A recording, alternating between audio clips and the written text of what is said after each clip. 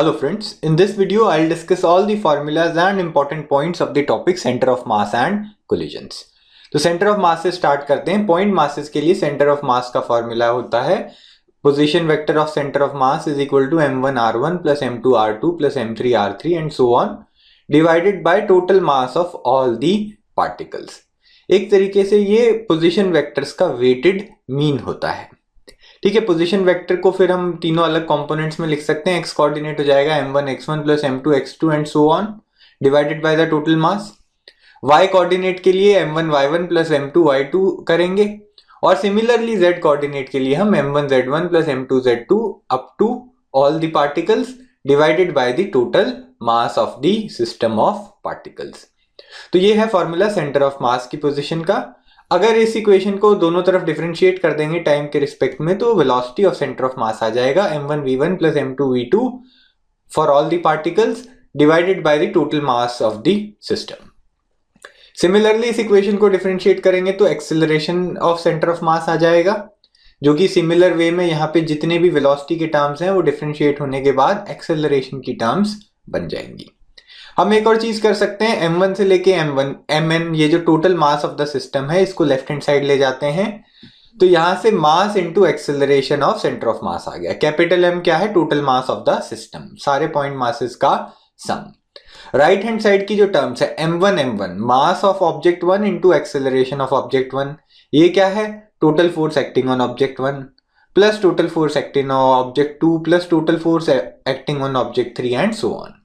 तो इस तरीके से ये जो सम आएगा this will be equal to the total force acting on the system. तो net force acting on the system is equal to mass times acceleration of the centre of मास। तो आगे मूव ऑन करते हैं। ये point masses का जो formula है उसी को हम रिजिड बॉडी में कैसे अप्लाई करेंगे। हम रिजिड बॉडी को इनफाइनाइट नंबर ऑफ छोटे छोटे पार्ट्स में डिवाइड कर लेंगे और फिर एक छोटे से पार्ट का मास होगा dm, इनफाइनाइटली छोटा सा मास dm है और उस छोटे से एलिमेंट का खुद का सेंटर ऑफ मास की जो पोजीशन है उसको हमने x पुट किया है। ठीक है, x कोऑर्डिनेट लगाने के लिए यहाँ पे x लेंगे, y कोऑर्डिनेट के लिए y और z कोऑर्डिनेट के लिए z। ठीक है, तो यहाँ पे dm जो है that is the mass of the general element और x जो होता है that is centre of mass of that general element. तो सब एलिमेंट्स के लिए जब ये प्रोडक्ट निकालेंगे इनफाइनाइट नंबर ऑफ पार्टिकल्स के लिए तो हम इंटीग्रेशन का साइन यूज करते हैं divided by total mass of that rigid body. तो ये COM का फॉर्मूला आ गया। आगे देखते हैं, अगर कोई सिमेट्रिक बॉडी है जैसे ये रेक्टेंगुलर प्लेट है, स्क्वायर प्लेट है या फिर सर्कुलर प्लेट है तो इन सब का सेंटर ऑफ मास कहाँ होता है? At the geometric centre of the body. तो सर्कल के यहाँ सेंटर पे सेंटर ऑफ मास होगा। इसके अलावा कुछ इंपॉर्टेंट और शेप्स हैं जैसे सेमी सर्कुलर रिंग है, इसका सेंटर ऑफ मास आप देखेंगे बाय सिमेट्री एक तो y एक्सिस पे लाई करेगा क्योंकि राइट साइड और लेफ्ट साइड जो है सिमेट्रिक शेप है तो बीचों बीच सेंटर ऑफ मास होगा।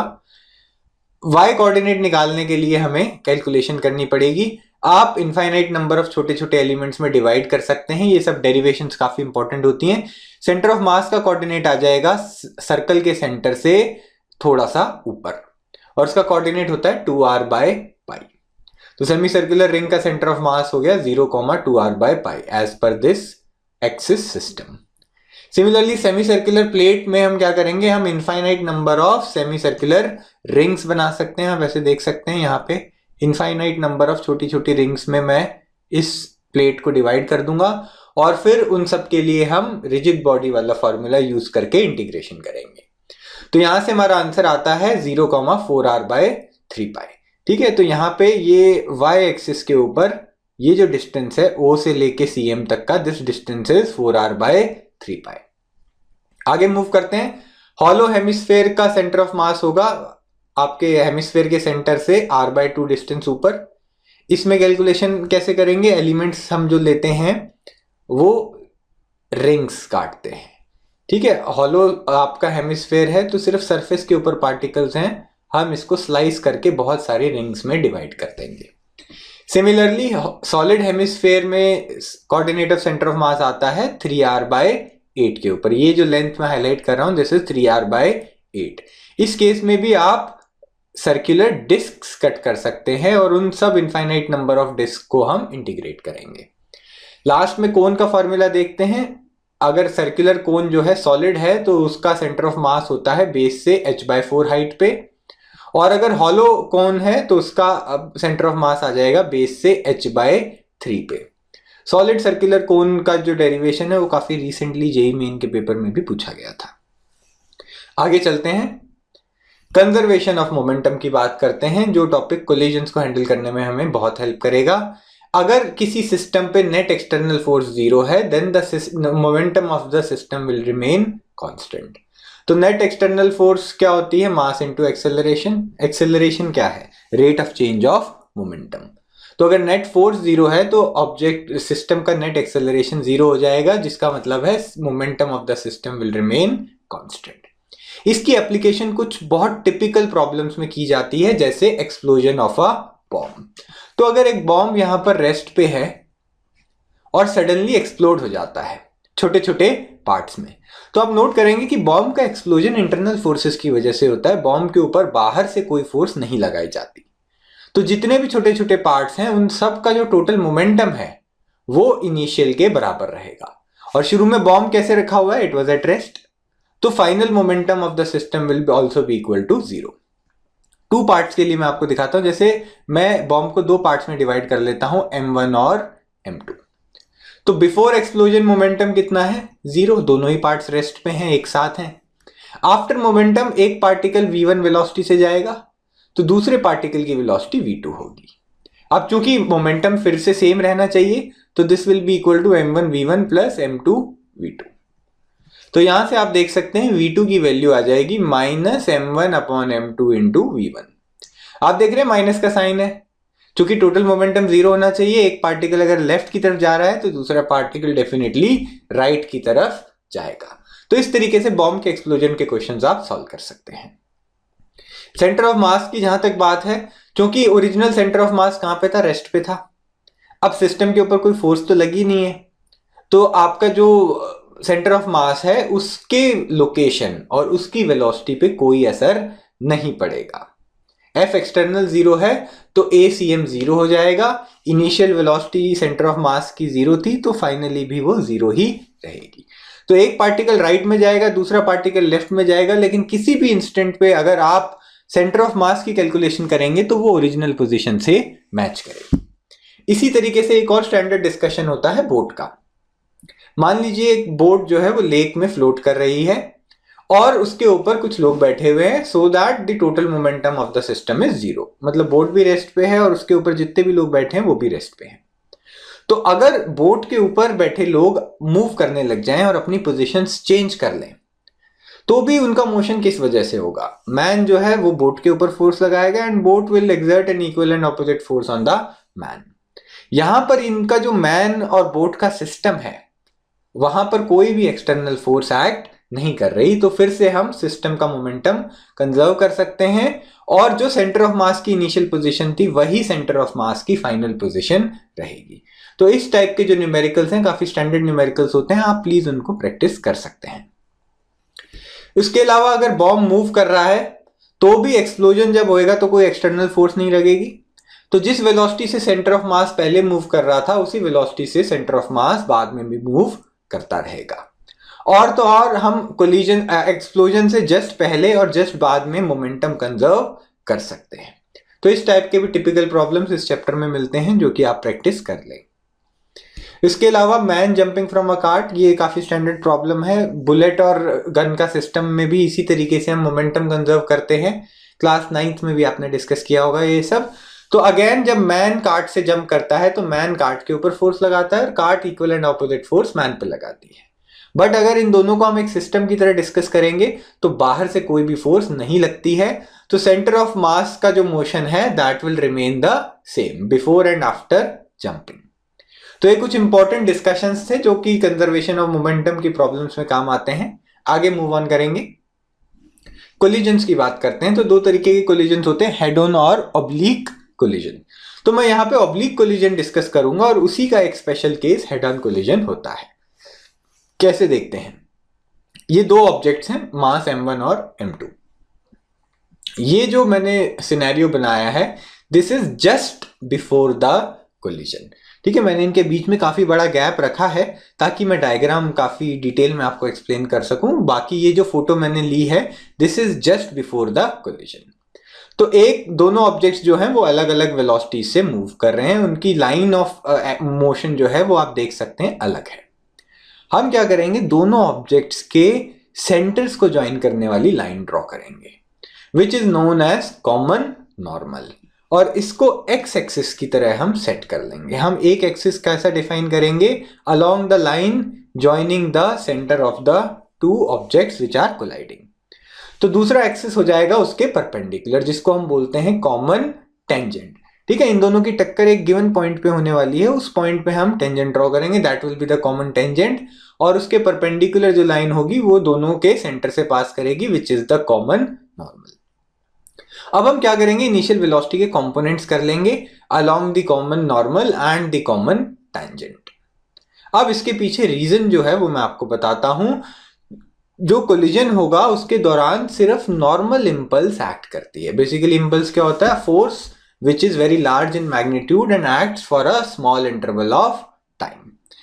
तो कोलिजन्स के केस में हम इंपल्स की बात करते हैं। तो जब ये दोनों ऑब्जेक्ट्स टकराएंगे, मैं यहाँ पे एक और डायग्राम दिखाता हूं आपको।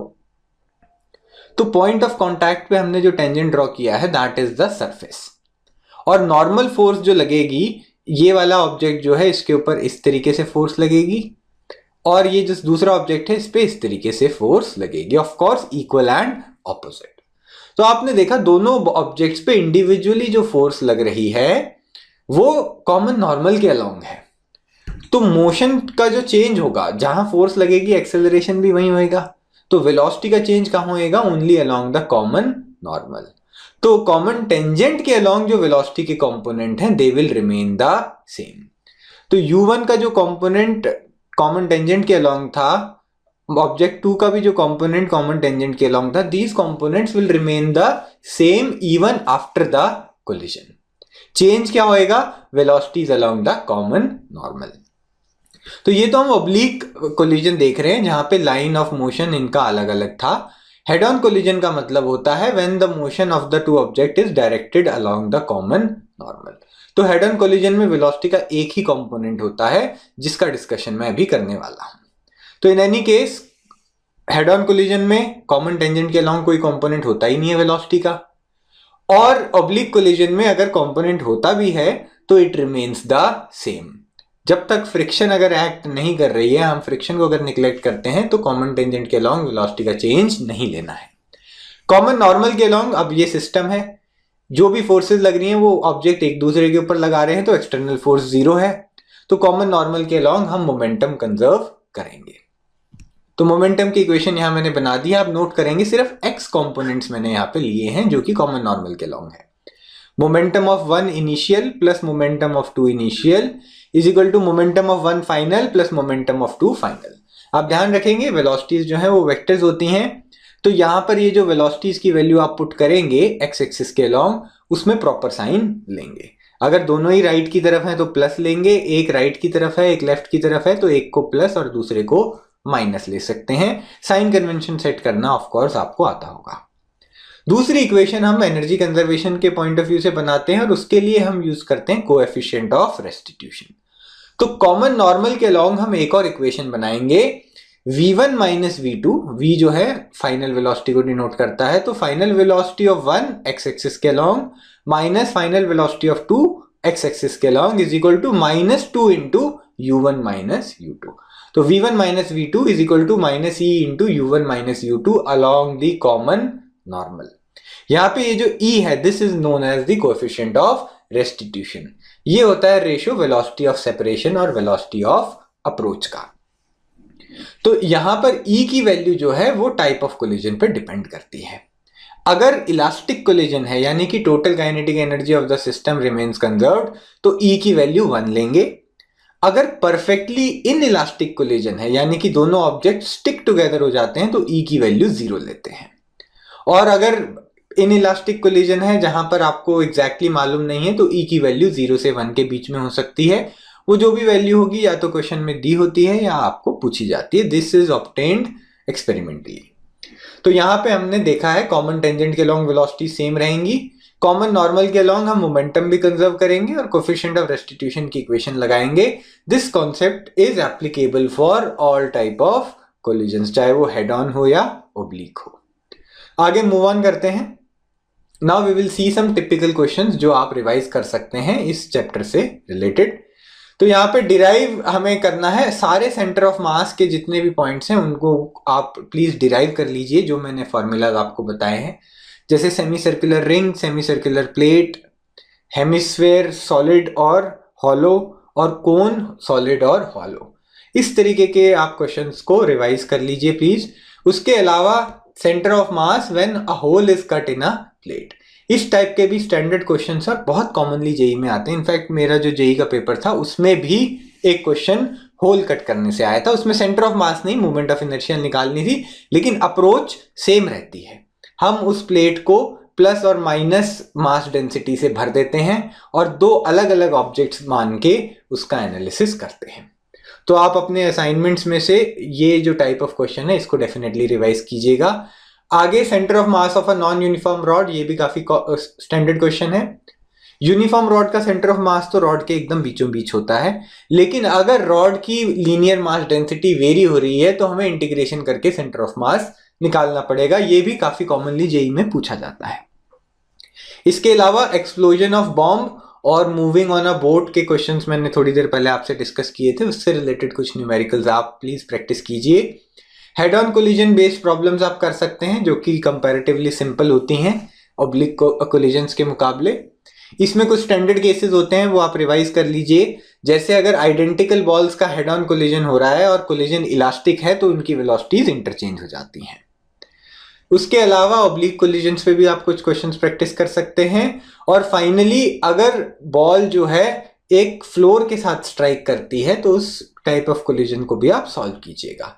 इसमें ध्यान रखिएगा कि फ्लोर या वॉल फिक्स्ड होते हैं, तो इस क्वेश्चन में आप मोमेंटम कंजर्व नहीं कर सकते। You can only apply the equation of coefficient of restitution. तो कोएफिशिएंट ऑफ रेस्टिट्यूशन वाली इक्वेशन आप अप्लाई कर दीजिएगा अलोंग द कॉमन नॉर्मल। तो फ्लोर से जो नॉर्मल डायरेक्शन आप डिसाइड करेंगे उस एक्सिस के अलोंग आप वेलोसिटीज की इनिशियल और फाइनल वैल्यूज को सब्स्टिट्यूट कर सकते हैं। So this was the required discussion. If you found this video useful, do like it and share it with your friends. आप अपनी Facebook वॉल्स पे इस वीडियो को शेयर कर सकते हैं ताकि हम लोग ज़्यादा से ज़्यादा लोगों तक पहुंच सकें। Thank you so much for watching.